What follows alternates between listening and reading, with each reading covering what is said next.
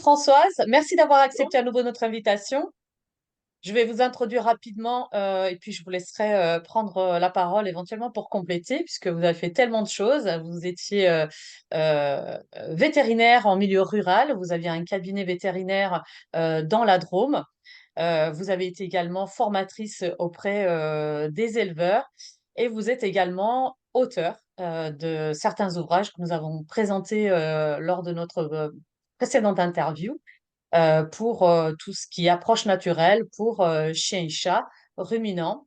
Et aujourd'hui, vous avez accepté de venir nous parler des médecines non conventionnelles dédiées aux équidés. Et nous allons prendre comme fil conducteur votre ouvrage qui s'appelle, qui est ici, qui s'appelle La Bible des soins naturels pour le cheval, le poney et l'âne. Alors, si j'ai oublié quelque chose, Non, non, allez-y. c'est bon. C'est bon. Alors, ma première question, c'est quel est l'éventail des médecines non conventionnelles adaptées aujourd'hui aux équidés? Eh bien, c'est effectivement très, très large. Alors, tout le monde, ou presque, connaît évidemment l'ostéopathie, hein, pour les chevaux, toutes les médecines manuelles, ostéopathie, shiatsu, etc. Euh, ça, c'est une grosse partie de médecine énergétique. Et sinon, donc moi, je me suis occupée des médecines par les plantes, avec la phytothérapie proprement dite, c'est l'utilisation des plantes sèches. Et puis, on a des branches, la branche, disons, qu'on appelle la phyto renouvelée, qui est la gémothérapie avec les bourgeons, un tissu en croissance. Et enfin, on a la partie aromathérapie, où là, c'est un peu plus compliqué, surtout chez le cheval, puisque sur les chevaux de sang, à peau sensible, à peau fine, il faut vraiment avoir une très bonne formation. Moi, je considère que l'aromathérapie, euh, malheureusement, il y a beaucoup de gens qui en parlent sans avoir vraiment une vraie formation. J'ai 40 ans derrière moi, ou 30 ans d'aroma derrière moi, et je prétends pas du tout connaître, hein, tout. Il y a tellement d'huiles essentielles. Bon, j'en ai utilisé. Et l'intérêt, c'est que j'ai fait une formation aussi donc d'acupuncture, parce qu'il y a eu à un moment, heureusement, un diplôme d'acupuncture à l'école vétérinaire de Toulouse, où j'ai passé un examen avec une première sauce de médecine chinoise, auquel j'ai beaucoup de mal à adhérer. Enfin, pas adhérer, disons, à comprendre. C'est très vaste, c'est très compliqué. Oui. Mais ces points d'acupuncture sont très intéressants justement pour mettre des huiles essentielles, parce qu'on va diminuer les doses et on va agir vraiment directement sur l'organe cible, ou la fonction d'organe plutôt, ciblée par le point d'acupuncture. Ce qui peut être fortement intéressant, et notamment sur ce livre-là, la troisième édition.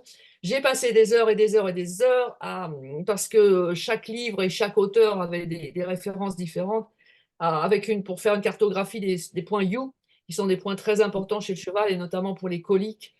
Donc, ça permet de mettre des huiles essentielles antispasmodiques, antidouleurs directement sur les points U, soit de l'intestin grêle, soit du gros intestin, et ça permet de calmer très très vite les coliques avec des très petites doses d'huile essentielle. Donc, ça, c'est intéressant.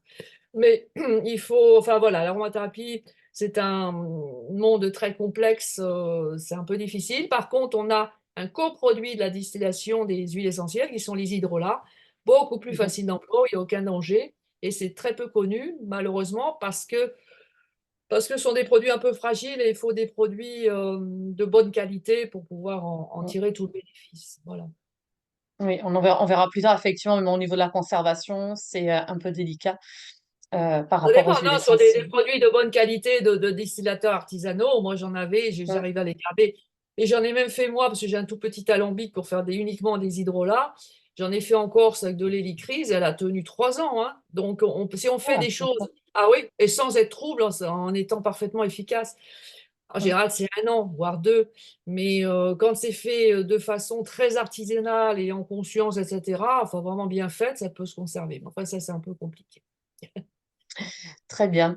Alors, effectivement, nous n'allons pas parler d'aromathérapie parce que c'est très vaste et il faudrait vraiment plusieurs lives, je pense, ou plusieurs interviews pour pouvoir aborder le sujet en entier.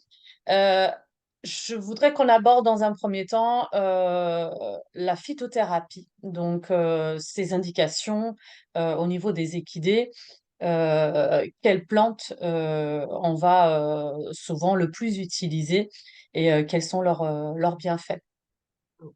Alors, la phytothérapie, donc on va utiliser des plantes sèches parce que on a des dosages par rapport aux plantes sèches. Les plantes fraîches, on n'a pas de dosage parce que des plantes contiennent plus ou moins d'eau. Donc, c'est assez difficile et ça fait des quantités trop importantes. Donc, en plantes sèches, on va utiliser les plantes sèches qu'on peut donner telles quelles ou on peut mettre un petit peu de son pour donner un peu d'appétence. Il y a des éleveurs ou des propriétaires qui mettent un petit peu de sel, un petit peu d'orge. Chacun a ses petites méthodes pour faire prendre, surtout voilà. Alors, on peut les donner telles quelles. Après, si les animaux sont malades ou ont besoin d'une réhydratation, il est intéressant de faire des tisanes. Donc, les Mhm. tisanes, c'est le mot générique quand on prend donc l'eau comme solvant pour utiliser ces plantes, avec donc l'infusion pour les feuilles et pour les parties tendres, les feuilles, les fleurs, où là, on va mettre de l'eau à 70 degrés, faire infuser. Et sinon, pour les parties dures comme les racines, on va faire une décoction, faire bouillir pendant 5 minutes pour pouvoir extraire tous les principes actifs. Donc ça, on a cette phytothérapie donc, qui est intéressante avec pas mal de plantes. L'intérêt de la phytothérapie, il y a trois grandes indications. Bah, déjà, c'est de donner tout simplement une plante comme médicament naturel quand il y a un symptôme. Par exemple, on va faire une tisane contre la diarrhée, par exemple. Et ça va être aussi pour stimuler l'immunité, puisqu'on a des plantes spécifiques pour stimuler l'immunité. Donc, la grande plante connue est l'échinacée, qui est une plante d'Amérique du Nord qui est donc cultivée en Europe. On a également la gentiane, qui est une plante intéressante, alors très intéressante en élevage de ruminants parce qu'elle fait l'immunité, elle fait les parasites, elle fait le digestif, elle fait le Mm. foie. Donc elle a vraiment voilà, pour ces ruminants, pour les problèmes digestifs, parasites et immunité, c'est une plante extra, enfin, voilà, c'est la racine. Et puis on a le thym hein, aussi, qui est donc une plante très intéressante pour l'immunité et pour les problèmes infectieux et contre les parasites, hein. Mon Mm. cheval prenait sa dose de thym à chaque randonnée dans la Drôme, hein. C'était, J'imagine. il se purgeait naturellement à chaque randonnée. Euh, donc ça, on peut donner donc ces plantes, voilà, soit en forme sèche, soit sous forme de tisane. Alors, dans les plantes, bah, je vous ai donc cité les trois grandes plantes de l'immunité qui sont intéressantes. Et la troisième, pardon, j'étais partie dans mes trois indications de la phytose. La troisième indication très importante, c'est le drainage. Ouais. Parce que j'ai pas retenu grand-chose de la médecine chinoise, mais au moins j'ai au moins retenu les drainages qui font 4 fois par an. Alors moi, pour les éleveurs, 4 fois, bon, ils y arrivent, c'est un peu difficile, même pour moi, mais au moins 2 par an. Donc un avant l'hiver pour se préparer à la saison plus difficile qu'est l'hiver, et un maintenant, justement en sortie d'hiver, qui est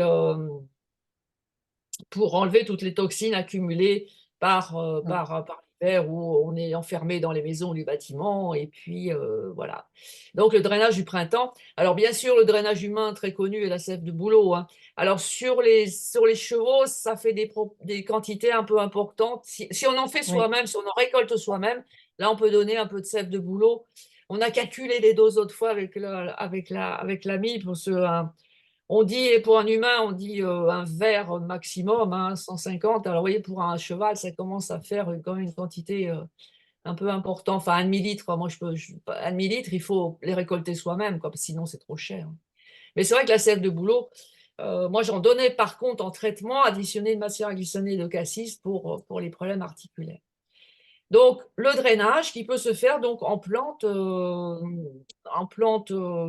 disons, bah, un peu pour l'immunité, échinacée ou thym, et puis des plantes de drainage du foie et des reins. Donc là, on va tomber des grandes plantes, et c'est là où les plantes sont vraiment très intéressantes, c'est pour le foie, pour drainer le foie, qui est un organe émonctoire par où passent toutes les toxines, hein, et qui a vraiment fait un travail monumental. Et aussi, on aide les reins, on aide les intestins. Et la peau et les poumons, c'est des sorties de secours. Quand le foie et les reins sont Mm. bloqués, ne marchent pas bien, on a les toxines qui sortent la peau et les poumons, et donc on se retrouve avec les rhumes, et puis on se retrouve avec des problèmes de peau. Euh, voilà.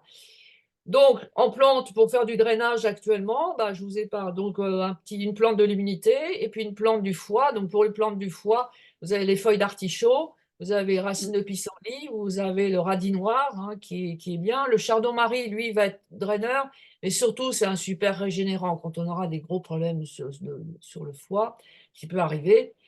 Euh, et puis, malheureusement, et puis après, bah, le pissenlit, l'artichaut, de toute façon, ça fait drainage foie et rein.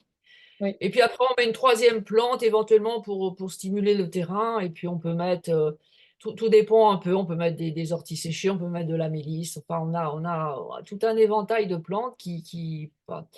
Alors, pour faire prendre facilement ces plantes, on a une solution aussi que je donne. Alors, il y a des éleveurs qui le font pas mal maintenant, même ruminants et chevaux, c'est faire des bassines. Hein, je mm, donne dans mes formations, je donnais une formule, donc je ne sais pas par cœur, une formule avec donc de l'argile, avec des plantes sèches, avec du sel, pour faire on mélange tout ça, puis après on fait sécher. Alors les éleveurs, une fois qu'ils avaient pris l'habitude, ils faisaient ces bassines avant l'été, ils faisaient sécher donc l'été quand il faisait chaud, ils faisaient le stock pour l'hiver. Et la bassine, d'accord. comme ça, on peut la laisser dehors dans les pâturages. Et les animaux, il faut en laisser deux. Et dans les bâtiments, il faut en laisser absolument deux. Alors sur les chevaux, on n'a pas ce problème, hein, parce que soit ils sont attachés, soit ils sont dans des box. Dans des grands bâtiments, s'il y a un besoin d'un seul coup, les animaux peuvent se précipiter dessus, donc il faut plusieurs bassines. Donc ça peut être une solution aussi. D'accord. Et ils le prennent Voilà. assez bien, je veux Oui, dire, ils le prennent avec assez passion. bien. Oui, oui, oui.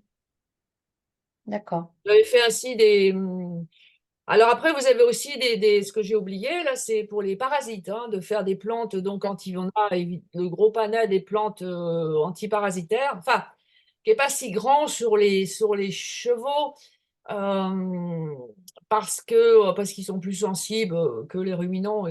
Et donc, alors, ce qu'on peut donner comme plante antiparasitaire, c'est l'armoise, qui ne Mm, présente pas de danger, le thym, l'armoise, la racine de gentiane. Et puis, la Thanésie, c'est uniquement pour des chevaux de trait, hein, ou des poneys. Et il faut donner des quantités réduites par rapport aux autres parce qu'elle a des traces donc de thulione, hein. On n'a pas mhm. le problème énorme qu'on a en huile essentielle, où là, c'est très concentré et interdit totalement sur enfin, interdit. Disons, avec de grosses restrictions sur les cétones. Mais disons que dans la Thanésie, il y a un petit peu de thulione et enfin un petit peu de cétone, et donc faire attention. À propos de faire attention, puisqu'on est dans la phyto, je signale quand même enfin le petit ou gros problème de prêle des champs. Mhm. Donc dans les prêles, donc contiennent toutes les prêles contiennent un produit toxique entre guillemets qui est une enzyme, une thiaminase qui va détruire la vitamine B1. Donc les prêles sont toxiques, sauf la prêle des champs qui contient peu de thiaminase, mais Mhm. elle n'est absolument pas quand même à consommer en frais pour les chevaux, parce que là, elle peut être toxique. Par contre, la thiaminase est détruite par l'alcool et la chaleur. Donc si on achète des produits dans le commerce avec de la prêle, il ne faut pas avoir peur, hein, ils ont été chauffés ou transformés, il n'y a plus de danger. Mais disons que contrairement aux ruminants, la prêle des champs séchée, c'est à éviter chez les chevaux. On peut donner des plantes aussi antiparasitaires, parce que il faut rappeler ou dire ou rappeler que l'immunité à propos des parasites est ce qu'on appelle une immunité de prémunition, c'est-à-dire qu'il faut des parasites pour faire l'immunité. Alors cette Oui. immunité est excellente chez les bovins et les ovins, elle est un peu moins bonne chez les chevaux, mais elle existe quand même. Donc le gros problème des vermifuges chimiques, petit 1, il y en a certains qui sont toxiques pour l'environnement, comme l'ivermectine qui va abîmer qui va tuer les bousiers, euh, qui sont coprophages. Et puis, donc, ces produits sont des vermicides, c'est-à-dire que vraiment, ils tuent les vers. Donc, on a une libération de vers et de toxines importantes qui Mm. déjà peut être pas très bien tolérée par l'animal. Et ensuite, l'animal se retrouve à nu. Il est obligé de recommencer toute son immunité. Alors que les plantes permettent d'enlever le surplus, disons, qui gêne l'animal, mais de garder quand même un petit peu de parasites pour, Mhm. pour garder cette immunité de prémunition qui est peu connue et parce que je crois même pas m'en rappeler d'avoir appris ça à l'école ou alors j'ai sauté le cours peut-être. Mais enfin, elle est pas très connue. Non, j'ai pas sauté beaucoup de cours quand j'étais sérieuse et mais donc disons que c'est il faut vraiment le savoir qu'il faut un peu de parasites pour, alors après c'est difficile effectivement de juger du taux de parasites, sauf chez les ruminants, on peut faire des coprologies. Donc chez les chevaux aussi, sauf qu'il faut tomber sur un bon labo. Et alors là, je suis en Normandie, bon, pour ma retraite, mais c'est à Caen, c'est le laboratoire départemental de Caen qui est le grand laboratoire, bon, avec, évidemment avec tous les chevaux qu'il y a sur la côte, pour faire les coprologies de chevaux et qui est un des rares qui soit vraiment très fiable sur les copros de chevaux. Voilà, je le signale quand même. Donc, il faut le Oui, renvoyer avec du réfrigérant parce qu'il ne faut pas que les œufs éclosent pendant le transport. oui, ce serait mieux Oui. d'éviter, Et ça peut donner une effectivement. idée. Voilà, c'est quand on pense avoir un problème de parasite, il est bon de faire une coprologie, mais dans un bon laboratoire. Ok, eh ben, on va le Je n'ai noter parce que c'est une bonne information à savoir. Alors, il y a peut-être, bon, après, moi, j'ai fait des, voilà, et le problème, c'est que les gens changent, les directeurs changent. Bon, à l'époque, quand j'étais dans la Haute-Vienne, on avait un directeur de labo exceptionnel, bon, qui est parti maintenant, bien sûr. Mais, enfin, pour les chevaux, disons que c'est celui de Caen qui est renommé. Je crois qu'il y en a un autre, mais je ne sais plus lequel. C'est vers l'Est, alors mais je sais plus. Voilà. Mais ça peut se faire, hein, et ça permet comme ça quand même d'avoir une idée. Et donc, si on a un taux d'œufs assez faible, il ne faut surtout pas faire de vermifuges chimiques. Et si le taux est moyen, bah, on fait des vermifuges à base de plantes qui permettent d'enlever le surplus. Voilà. D'accord, très bien, Donc, très intéressant. l'intérêt de la phytothérapie, il est triple, hein, c'est traiter les symptômes et puis surtout drainer et stimuler l'immunité. Et donc, on peut avoir vraiment de bonnes actions avec des plantes en les connaissant et en prenant aussi des plantes de bonne qualité, bien récoltées. Et bon, voilà. Mm, bien sûr. Et ça, on a des. Et Alors, ouais. Vous avez j'avais une donc. autre question.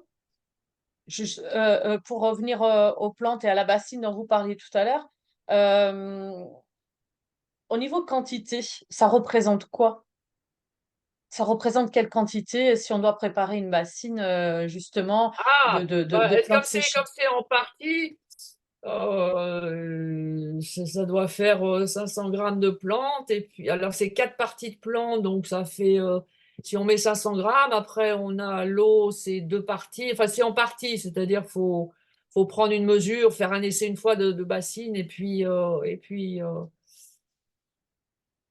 mais Le fond de ma question, c'était, est-ce qu'il y a un risque d'effet secondaire de surdosage si au lieu de 500, on est à 550 ou à 600 par exemple? ah non, non, non, non, on n'est pas à 10 grammes près, il n'y a pas de problème. Non, non, si vous prenez des D'accord, plantes, non, enfin, voilà, les plantes médicinales indiquées pour telle pathologie, on n'a pas de souci, hein.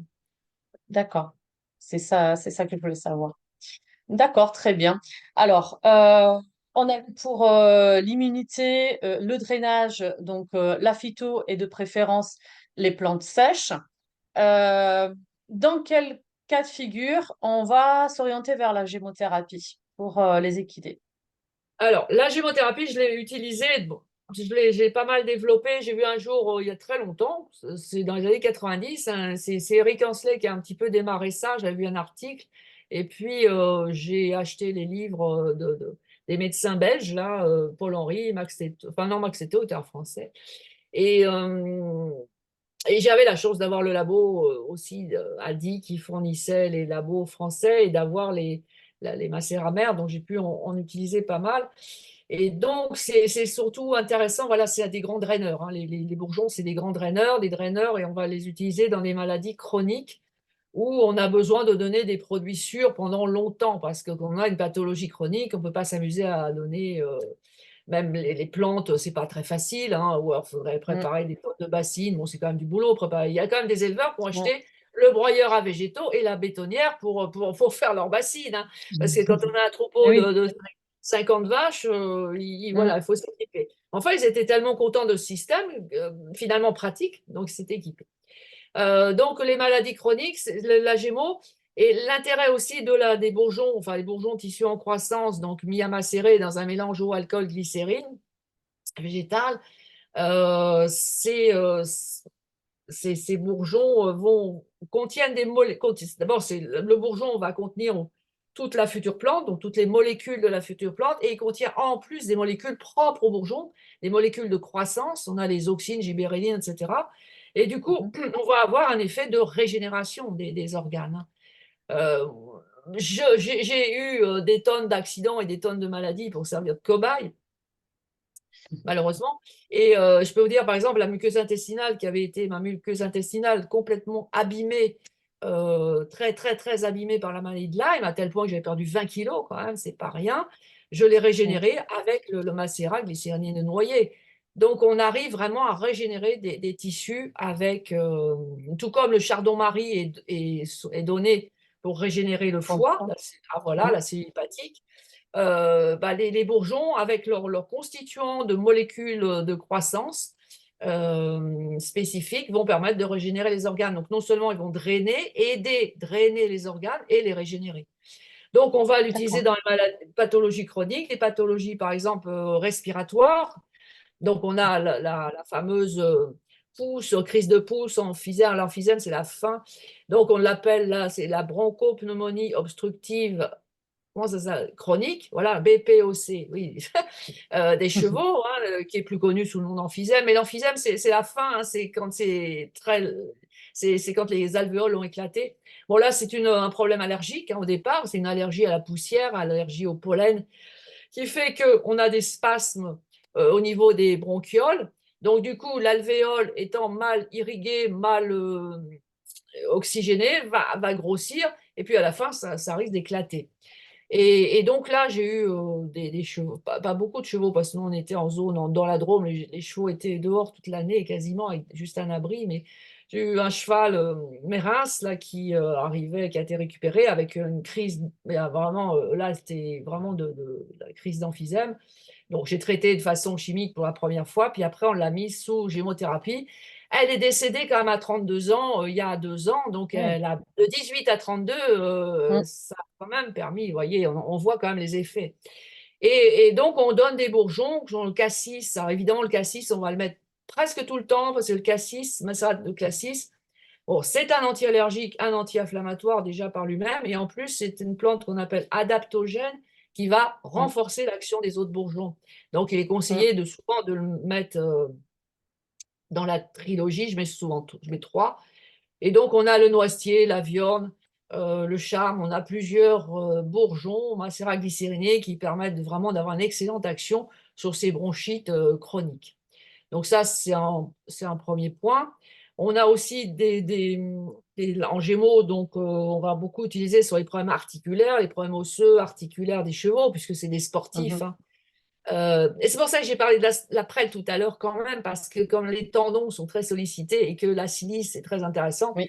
faire attention, voilà, à cette prêle des champs, ne pas en donner comme ça. Mm. Donc la Gémeaux, là on va avoir donc des bourgeons intéressants pour l'arthrose, pour les ostéophytes, les excroissances.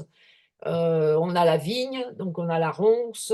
Et pour les ostéites des phalanges, hein, donc tout ce qui est extrémité, donc les doigts chez nous et les phalanges chez les chevaux, on a la vigne vierge, hein, dont le Oui. macérat glycériné est vraiment totalement, c'est vraiment sa grande vertu, c'est l'action sur les petites articulations.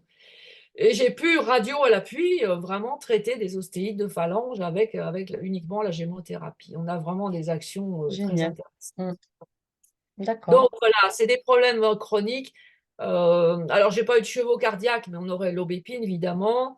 On Mm. a sur des jeunes poulains, des jeunes chevaux qui seraient sujets à des maladies respiratoires chroniques, à des problèmes d'immunité.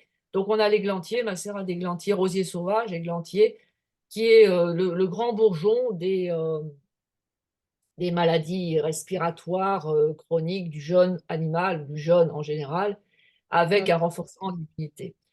Et puis, on a aussi quelque chose d'intéressant pour les chevaux qui sont un peu stressés, un peu angoissés, c'est le figuier, hein, Oui. d'ailleurs, en phytothérapie, j'en ai pas parlé, il y a les plantes du stress aussi qui peuvent être intéressantes, hein, les mélisse et les cholchia, etc., qui peuvent un peu calmer des animaux trop stressés. Et dans la gémothérapie, on a le macérat de figuier, Mmh. euh, qui est le remède le remède des gens qui travaillent trop, là, qui sont stressés, avec les boules d'estomac et les gastrites. Donc, Mmh. on a donc le figuier, son truc, son organe, c'est l'estomac, mais c'est quand même Oui. un grand don du stress avec le tilleul. Hein, le macérat Mmh. glycériné de tilleul, et aussi, c'est plus un sédatif, on va le donner le soir, mais ça fait aussi un Mmh. anti-stress. Et Oui, parce que la le figuier a une action pour le parallèle cerveau, entre ouais, le système nerveux, voilà, ouais, et le stress au niveau de l'estomac. Donc, voilà, il joue un double rôle. tu joues un double rôle, ouais, ouais.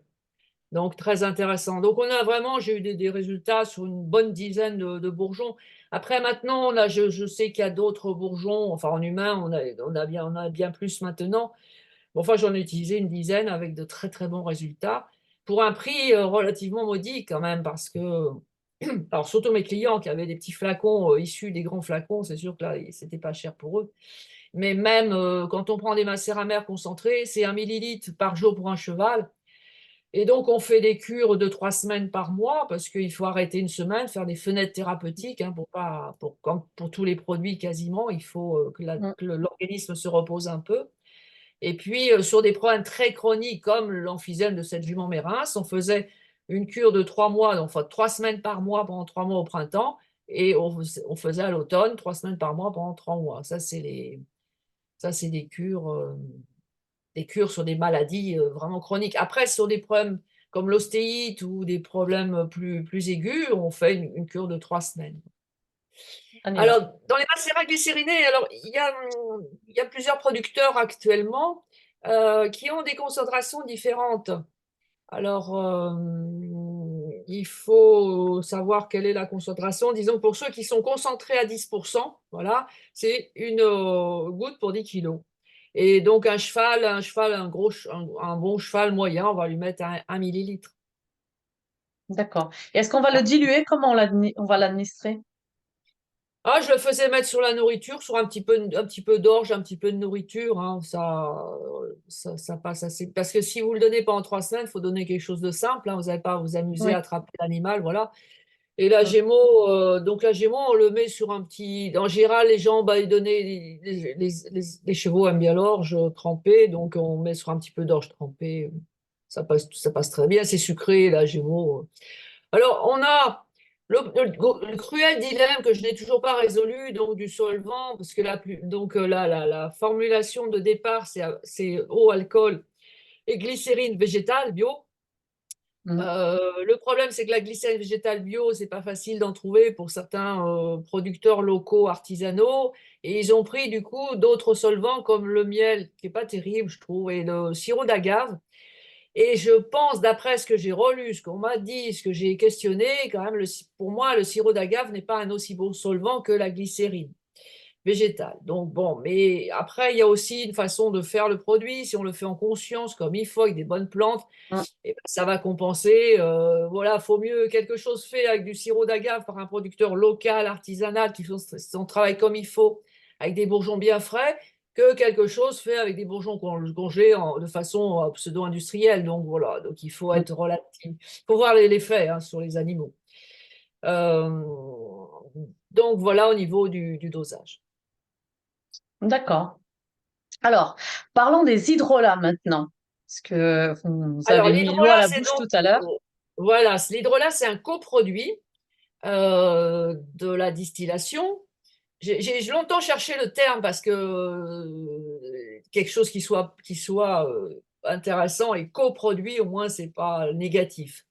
C'est un coproduit de la distillation, c'est l'eau donc qui est passée à travers les plantes pendant la distillation qui a emporté les molécules hydrosolubles, solubles dans l'eau, des traces d'huile essentielle et aussi beaucoup d'informations. C'est ça le problème, c'est que les hydrolats sont beaucoup d'informations.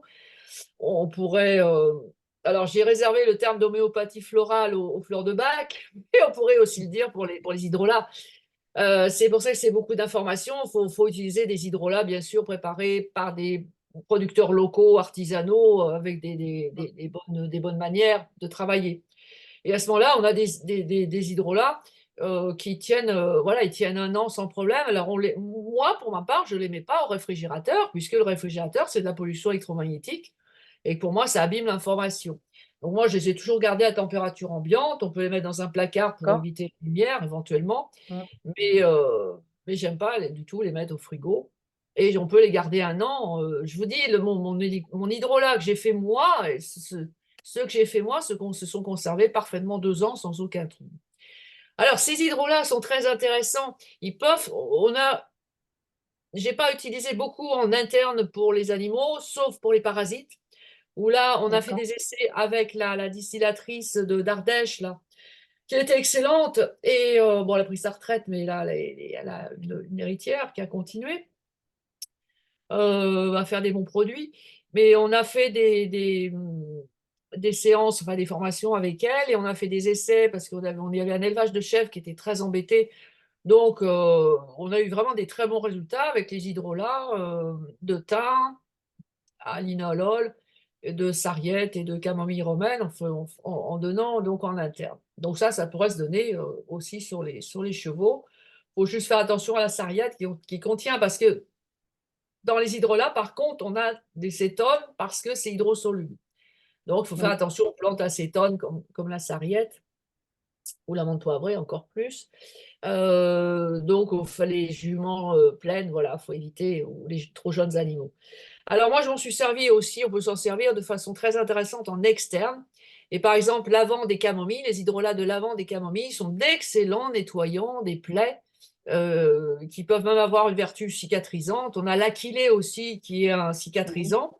Ça permet d'avoir des produits faciles d'emploi parce qu'on peut les mettre purs ou dilués sans aucun effet secondaire. En plus, ça pique pas. Mm. Et moi, pour vous donner, comme pour vous donner l'effet de ces hydrolats, je nettoyais les chiens de chasse, vous savez, qui arrivaient avec des plaies pleines de terre et de buis et de feuilles de buis et de plein de choses. Je nettoyais avec des hydrolats de lavande camomille. Je faisais 50-50 et ensuite je recousais. Donc, c'est vraiment des produits très intéressants. On a le laurier-noble aussi qui est très intéressant parce que c'est un antalgique. Donc, il peut se donner aussi D'accord. interne ou externe. Donc, pour les chevaux, ça peut être intéressant d'avoir justement c'est un hydrolat facile d'emploi qu'on peut mettre pur ou dilué en antalgique sur un coup. On n'a pas du tout de contre-indication, d'effet secondaire de ces hydrolats, je veux dire, à part en interne pour la sarriette ou la menthe poivrée Mm. qui tiennent une cétone. Voilà. Il faut quand même, D'accord. faut quand même signaler Mm. les choses qui peuvent être un peu ambiguës. Voilà. Mais donc, ça peut être intéressant. Après, je dois avouer que sur les chevaux, j'ai pas beaucoup, enfin, j'en ai utilisé un petit peu, mais voilà, ce sera développé, je pense.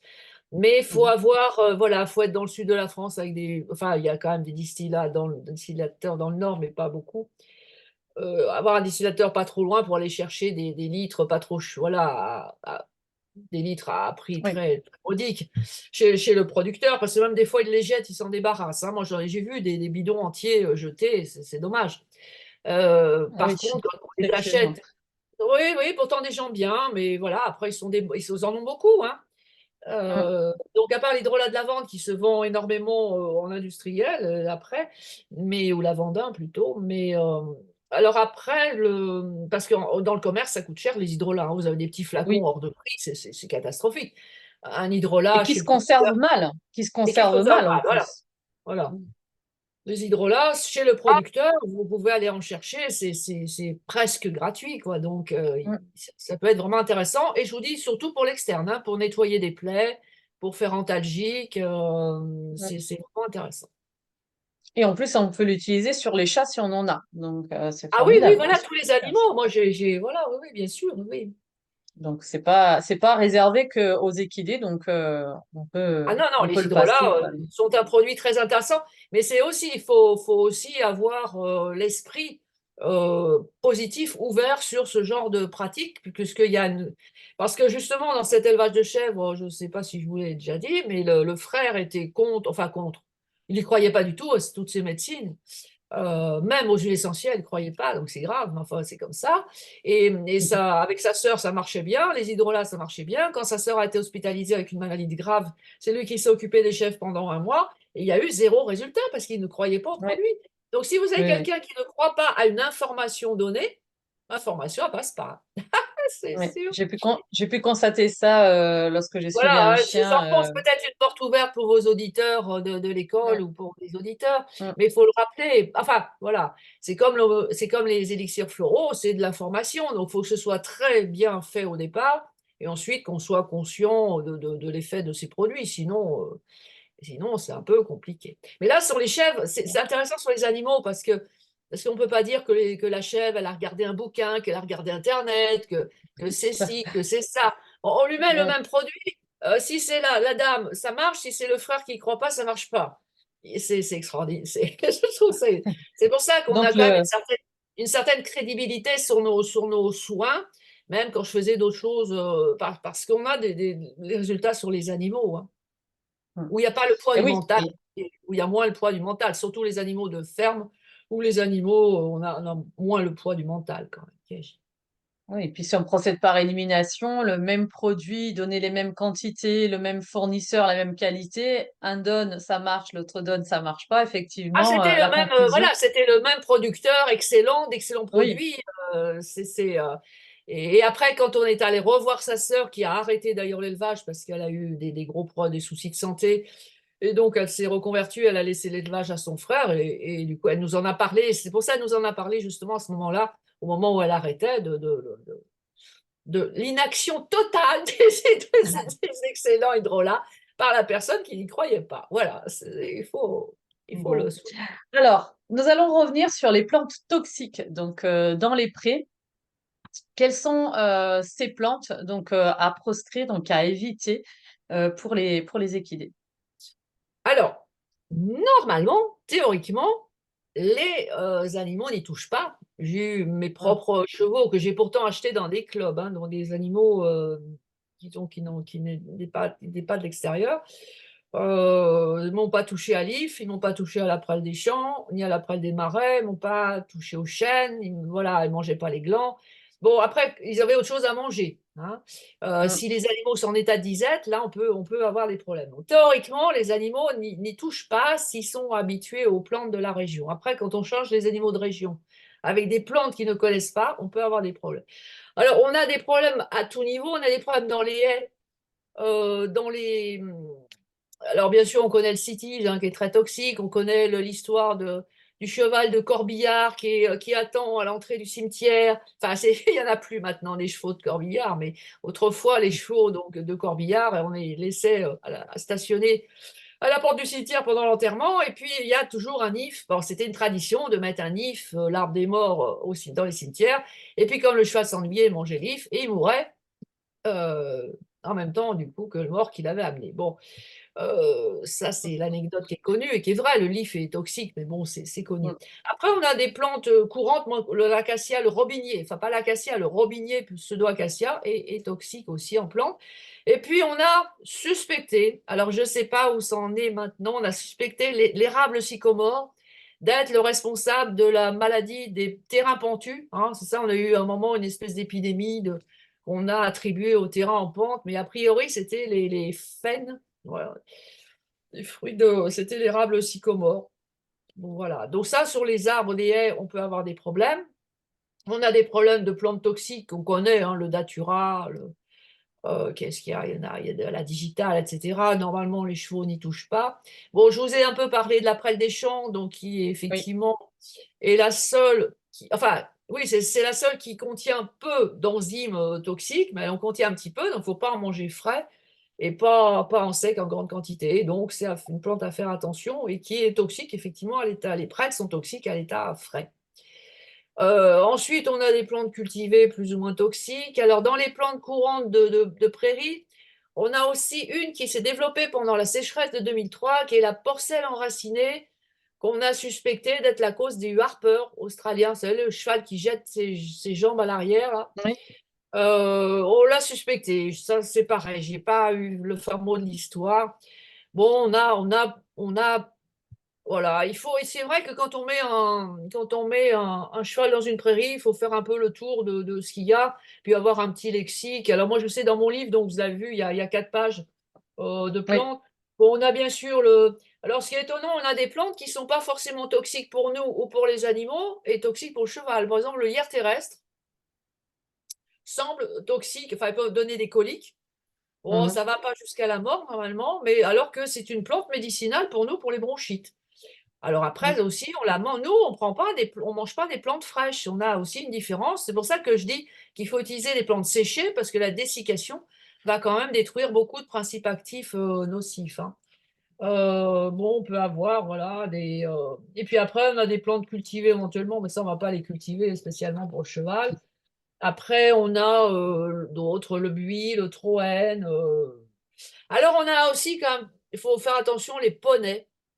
J'ai eu un poney, enfin c'est une amie qui a eu en Bretagne un poney suicidaire qui est mort à la 15e injection de Thuya. Enfin, vous savez, quand on coupe les haies de Thuya, les gens qui mettent, Oui, c'est horrible, le Thuya en haie de jardin.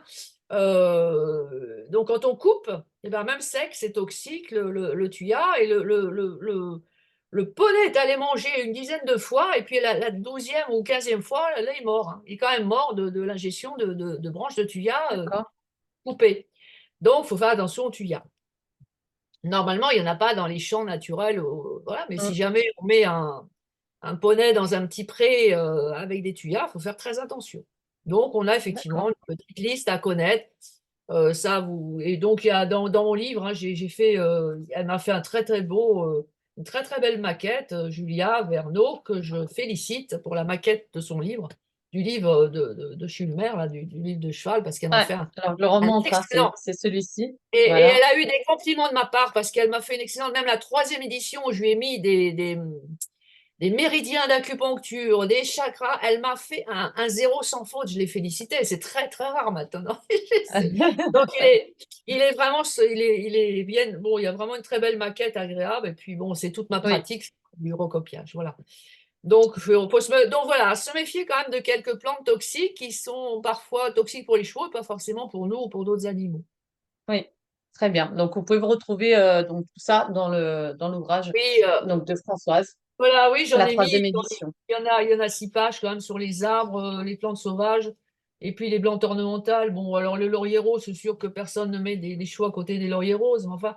Bon, le thuya, je vous le dis, parce que la copine, quand même, a eu son poney qui mangeait le thuya tombé enfin, des tuyas coupés, et qui a fini par en mourir, quand même, hein. Ouais. Donc, une mauvaise expérience. Non, là, ça lui a pas. Non, c'était pas. Enfin, oui, c'est une mauvaise expérience, mais pourtant, il a récidivé, ça lui a pas servi de leçon. Ouais, ça lui a pas servi de leçon exactement. Alors, avant d'arriver vers la fin de notre interview, j'aimerais aborder avec vous un sujet que vous connaissez bien, donc qui sont les tiques. Alors, je vais quand même montrer, parce que vous avez écrit un livre sur la maladie de Lyme, on en a parlé tout à l'heure, que j'ai également. Donc, c'est celui-ci, Voilà. puisque vous-même, vous êtes porteuse de cette maladie. Donc, Ah, ah oui, enfin, normalement, j'ai éliminé la bactérie, mais enfin, il en reste peut-être quelques-unes cachées dans les biofilms. Mais oui, oui, j'ai eu le Lyme, j'ai eu toutes les formes, donc j'ai essayé toutes les médecines alternatives, et c'est pour ça qu'après, je les ai décrites. Alors oui, on a une recrudescence, comme on n'a pas eu d'hiver, enfin, en Normandie, puis peut-être sûrement dans d'autres régions, on n'a pas eu oui, d'hiver. On a une recrudescence de tiques partout, partout. Et donc, si je parle des tiques, en plus, j'ai une copine là dans le Calvados qui a des ânes, enfin qui s'occupe d'une association avec des ânes. Et ils ont tout fait là ce printemps. Ils ont fait donc la pyro classique. hein, Ils ont fait la maladie de Lyme, puisqu'on a le Lyme sur les chevaux. Et ils ont fait aussi le dernier, là, ils viennent nous faire l'ehrlichiose. d'accord, Euh, avec des la symptômes, totale. voilà, les totales. Avec le symptôme assez caractéristique de la pyrochronique, enfin des rechutes de pyro, qui est des œdèmes en partie des clives, œdèmes des jambes, œdèmes du fourreau. Et quand elle m'en a parlé pour le premier animal, ça m'a fait tilt tout de suite parce que j'avais eu ce cas dans la Drôme sur des pyrochroniques, sur des rechutes de pyro avec ce problème d'œdème. parce qu'effectivement, les reins marchent pas bien, ont été atteints et le foie aussi, et du coup, on a un problème des problèmes d'œdème.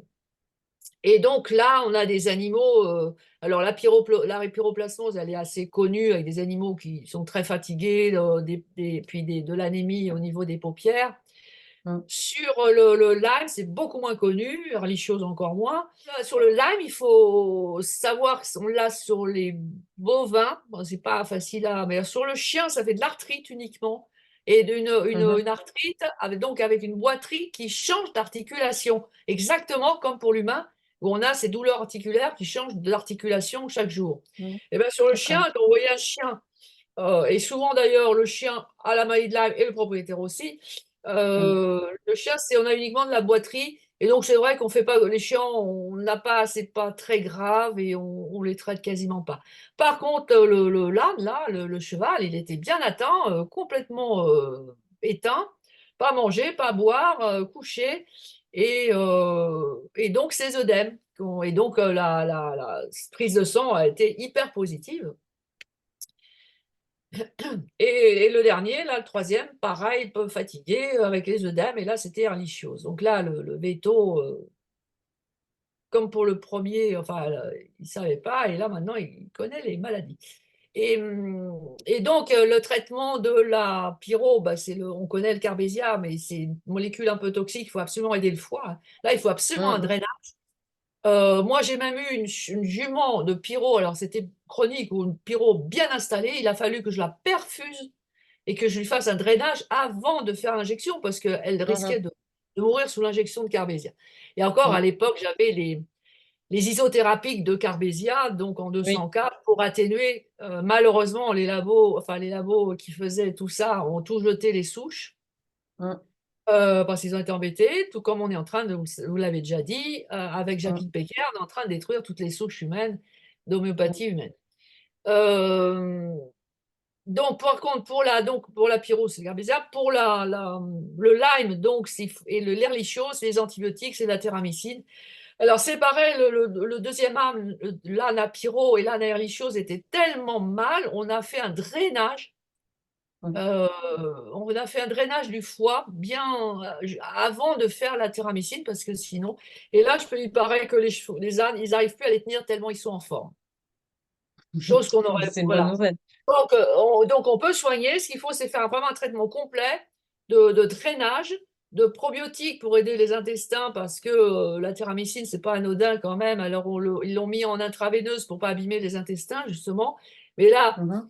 malheureusement, je n'ai pas de technique naturelle pour la maladie de Lyme. Enfin, bien sûr, en humain, on a les huiles essentielles, mais en humain, pour vraiment éradiquer, enfin, on est obligé de donner des antibiotiques, hein.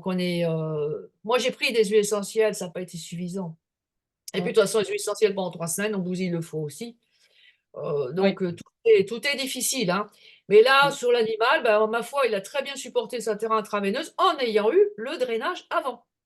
Et D'accord. ensuite, continuer. Donc, un drainage, on a fait un pissenlit. Elle a donné donc artichaut, pissenlit, radis noir, parce qu'elle produit des plantes, elle les avait en stock, donc elle a pu donner rapidement. Et puis, elle continue maintenant et elle donne de la gémothérapie, bien sûr, en complément, le cassis et le romarin euh, pour, euh, pour aider le foie, pour pouvoir continuer à aider le foie. Mais là, ils vont même arrêter parce que les animaux, ils n'arrivent même plus à les tenir tellement ils sont en forme. Donc voilà, donc d'excellents résultats avec un appoint, un complément. Donc la phyto n'est pas est un excellent complément. Phyto Gémeaux, ce sont des excellents traitements complémentaires si on est Mmh. obligé de donner des produits chimiques, parce que parfois, bon, on est quand même obligé, on a quelques Bien sûr. maladies, on est démunis, Oui, hein. oui, bien sûr. Euh, Et donc surtout là, en cas d'urgence. Je voulais vous demander, est-ce que on peut mettre quand même des protocoles préventifs, par exemple en aroma, en place pour prévenir les tiques? Parce que là, c'est vrai que les animaux qui sont en extérieur, avec là, le printemps, puisqu'on y est, hein, euh, est-ce alors qu'on c'est peut quand même... difficile.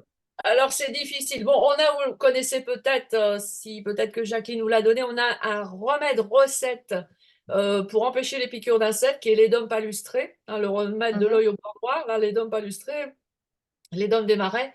On le donne en 200 cas, si on en trouve encore, ou sinon en 7 CH, donc une fois par mois. Premier jour du mois, ça on peut donner toute la saison. Ça peut limiter les piqûres. Après, D'accord. sur les animaux, on sur les ruminants, ils donnent, qui ne donnent pas de lait, ils donnent des bassines à base d'ail, hein, mais c'est impossible chez le cheval, c'est toxique chez le cheval, l'ail, hein, comme chez les Mm, carnivores. mm, Donc impossible. Donc après, des huiles, on peut les mettre dans un peu de gel et puis les mettre au garrot. Ça va pas tenir, ça tient 24-48 heures, hein. Donc oui, si c'est ça. vous ne pouvez pas faire ça toute la saison. C'est vrai qu'on a Mm, peu de produits, enfin, on a des huiles essentielles, hein. Moi, celle qui est la trilogie plus efficace contre les tiques, c'est lavande, géranium rosa, eucalyptus oui. citronné, hein. C'est ma Mm, trilogie efficace. Le problème, c'est de renouveler toute la saison, quoi. ouais, Alors, il c'est faut le ça. faire au printemps. Ouais. Mais là, on est, enfin, je sais pas, je pense que toute la moitié nord de la France, puis peut-être le sud, il doit y en avoir aussi un peu. Enfin, dans la Drôme, on en avait, hein, dans le sud, énormément, mais comme on n'a pas eu d'hiver quasiment, Ouais. là, Moi, j'ai et là, l'impression qu'on en a eu toute l'année même, parce qu'effectivement, oui, on a oui, oui, quasiment pas eu oui. d'hiver. Alors, je vous conseille les poules, parce que moi, je constate quand même qu'avec les poules dans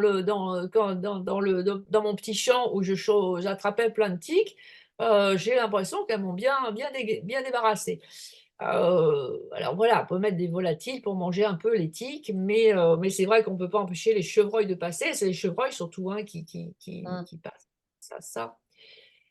Donc, après, les huiles essentielles, oui, ça peut se faire sur des animaux, mais si vous allez tous les 2 jours au pré, c'est pas très pratique, quoi. Enfin, ça peut se faire. Mm. Lavande, géranium, eucalyptus citronné, c'est la trilogie qui marche le mieux. Alors, l'idéal, c'est quand même c'est mettre dans un gel, comme ça, dans le gel, au point d'acupuncture, là, dans le creux de l'omoplate, là, dans le creux des omoplates, ça va rester 48 heures, quoi. Alors, on peut le faire aussi. Alors, moi, je sais que je, je, j'ai élaboré un spray antiparasitaire qui marche aussi bien chez les chiens que chez les chevaux, puisque j'ai des amis qui ont testé. Mais c'est vrai que ça va tenir 48 heures. Donc, c'est Voilà. plutôt un gros contenant avec un pulvérisateur. Et donc, ils vont pulvériser, ils vont brosser. Oui. Ça marche aussi contre les temps, les mouches, parce qu'il y en a souvent qui sont très embêtés par rapport à ça. Oui. Mais c'est vrai que d'un point de vue économique, bah, pour tenir toute la saison, c'est très, très, très compliqué.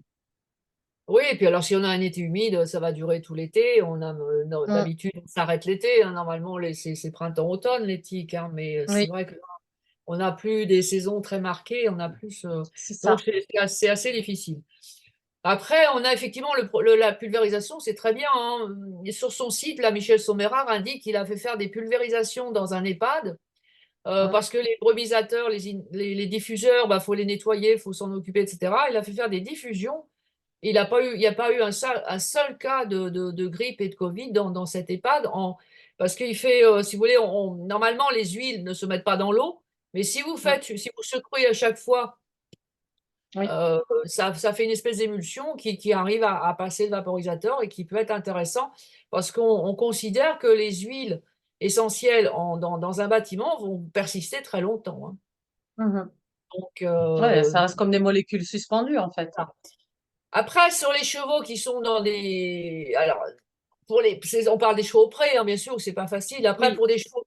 pour des chevaux qui rentrent dans des box la nuit, etc., on peut mettre des planches imprégnées d'huile essentielle et puis ça permet une certaine diffusion dans le, Mm, dans le bâtiment. Ça peut être mm. possible.